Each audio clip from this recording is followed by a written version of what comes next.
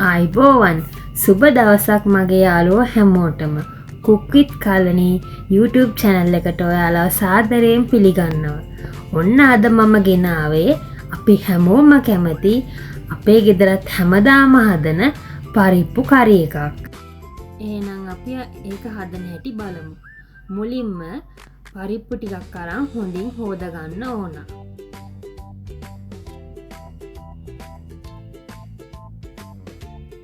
ඊට පස්සේ අපිට ඕන ලූණු ගෙඩියක්, සුදු ලූණු බික් කිහිපයක්, කරපිංචා, අමු මිරිස්, රම්පෙ. අපි දැන් මුලින්ම අවශ්‍ය ද්‍රව්‍ය ටික කපා ගමු.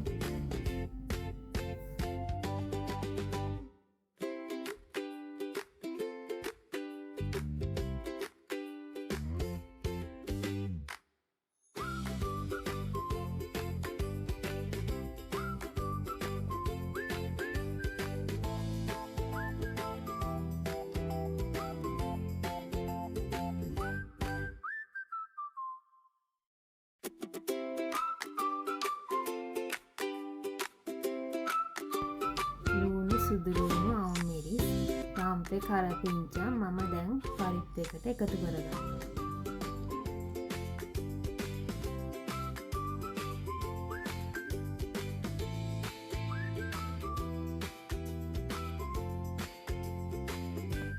දැන් අපි මිරිස් කුඩු,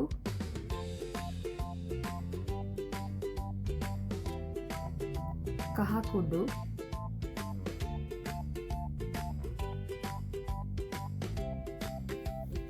උළුහාල්, කුරුඳු පොතු මේකට දාගන්නවා. ලුණු ටිකකුත් මම දාගන්නවා. දාලා අපි මේක වතුරෙන් මුලින්ම තඹ ගන්න ඕන. මම මේකට 3-5 පාවිච්චි කරන්නේ නැහැ. මොකද 3-5 දැම්මම පරිප්පු එක 3-5 රහ තමයි එන්නේ. ඒක නිසා කහයි මිරිසි විතරයි මම පාවිච්චි කරන්නේ. දැන් අපි මේක හොඳට කලවම් කරලා හොඳට මේ මිශ්‍රණය කලවම් කරලා පරිප්පු එක්ක හොඳට මේ කුළු බඩු ටික තැවරෙන්න හොඳට කලවම් කරගන්න ඕනේ. මම දැන් මේකට වතුර එකතු කරගන්නවා. පරිප්පු එක වැහෙන තරමට අපි මේක වතුර එකතු කරගන්න ඕන. ඊට පස්සේ පොඩ්ඩක් කලවම් කරලා මද වේලාවක් තඹ ගන්න ඕනේ පරිප්පු එක.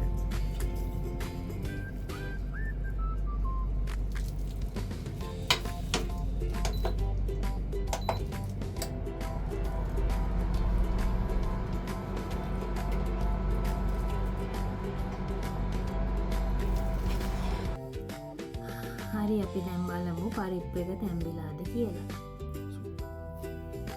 මේ වෙලාවට මාරම සුවඳයි මුළු කුස්සියම. දැන් අපේ පරිප්පු එක හොඳට තැම්බිලා තියෙනවා. දැන් අපිට ඕන මේකට ටෙම්පරාදුවක් කරගන්න. මේ ටෙම්පරාදුවෙන් තමයි මේක පරිප්පු කරි එක තවත් රස වෙන්නේ. මොකද මම මේකට පොල් කිරි පාවිච්චි කරන්නේ නැහැ. ටෙම්පරාදුව විතරයි පාවිච්චි කරන්නේ. අපි දැන් තම්බගත්ත පරිප්පු ටික වෙන භාජනයකට දාගෙන මේ පෑන් එකට මම පොල් තෙල් ටිකක් දාගන්නවා. ඒකට මම අබ ටිකක් දාගන්නවා. අබ ටික ටෙම්පරාදු වෙලා අබ ටික පුපුරනකොට අපි අනිත් එකතු කරගන්න ඕන දේවල් ටිකක් දාගන්න ඕන. මුලින්ම මම සුදු ලූණු මම මෙතන ටිකක් වැඩිපුර පාවිච්චි කරනවා. මොකද ඒතකොට තමයි රස. කරපිංචා, රම්පෙ මේ ටික හොඳට බැද ගන්න ඕන. හොඳට රන්වන් පාට වෙනකම් බැද ගන්න ඕන. දැන් අපි මේකට බී ලූණු, අමු මිරිස් ටිකක් දාගන්න ඕනේ. මේ ටිකක් දාලා හොඳට රන්වන් පාට වෙනකම් බැද ගන්න ඕන. අද මම ඔයාලට කියලා දෙනවා පරිප්පු කරි එක තවත් රස වෙන ටිප්ස් දෙකක්. ඒක බලාගන්න ඔයාලා වීඩියෝ එක අවසාන වෙනකම්ම රැඳී සිටින්න.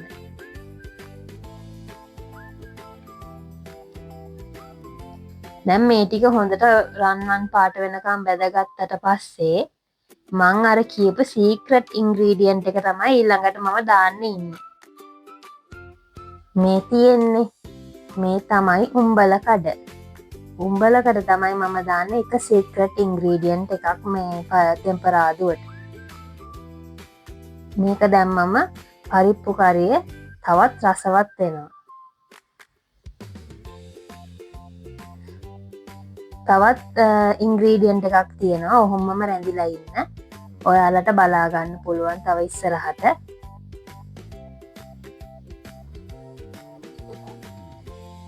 හොඳට දැන් කලවම් කරගන්න. දැන් මේ ටික හොඳට කලවම් කරගත්තට පස්සේ අපි දානවා මේකට කෑලි මිරිස්. කෑලි මිරිස් ඔයාලගේ සැර අනුව දාගන්න. මේක මට සැර ඕන නිසා මම ටිකක් සැර වැඩියට දාගන්නවා. දැන් හොඳට කලවම් කරගන්න.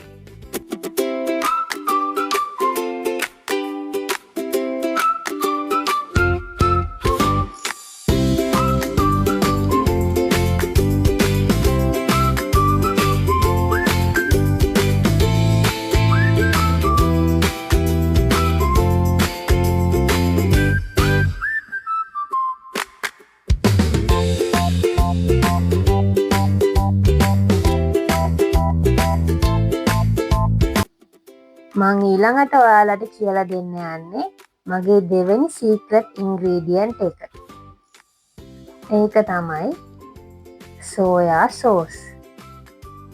සෝයා සෝස් ටිකකුත් මේ ටෙම්පරාදුවට අපි දාගන්න ඕන. ලිපේ ගින්දර පොඩ්ඩක් ඔයාලා සැලකිලිමත් වෙන්න. මේ වෙලාවට මද ගින්න තමයි තියෙන්න ඕන. මොකද නැත්තම් ටෙම්පරාදුව කර වෙන්න බලනවා. දැන් මේ ටික හොඳට කලවම් කරන්න. ඊට පස්සේ අපි අර තම්බගෙන පැත්තකින් තියපු පරිප්පු ටික මේකට එකතු කරනවා. එකතු කරලා හොඳට කලවම් කරන්න. ටෙම්පරාදුව හොඳට පරිප්පු එකත් එක්ක කලවම් කරන්න.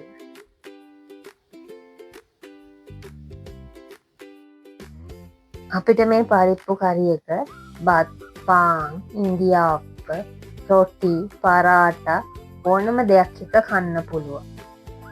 අපේ ගෙදර අය ටිකක් හොදි ගතියට කන්න ඕන අය. ඒක නිසා මම මේකට වතුර ටිකක් එකතු කරගන්නවා හොදි ගතිය වැඩි කරගන්න.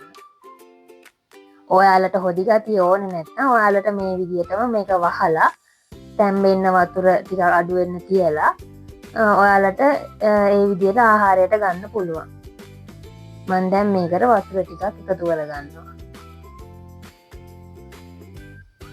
වතුර එකතු කරලා රස අනුව ලුණු ටිකකුත් මේකට මම දාගන්නවා.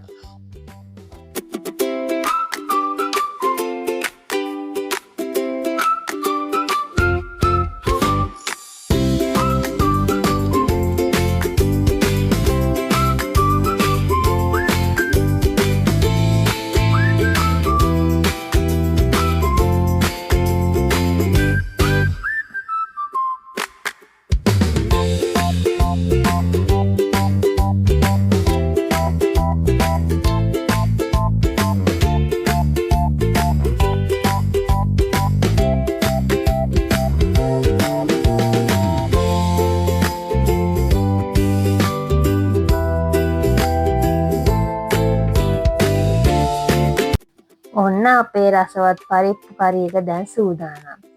ඔයාලත් මේක හදලා රස කොහොමද කියලා පහලින් කමෙන්ට් එකක් දාගෙන යන්න.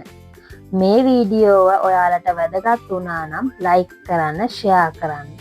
ඔයාලා තාමත් මාව සබ්ස්ක්‍රයිබ් කරලා නැත්නම් cook with Kalani channel එක සබ්ස්ක්‍රයිබ් කරලා bell icon එකත් ඔබන්න. නැවතත් තවත් රසවත් වට්ටෝරුවකින් ඔයාලව හමු වෙන්න එන්නම්. ඔයාලා හැමෝටම තෙරුවන් සරණයි.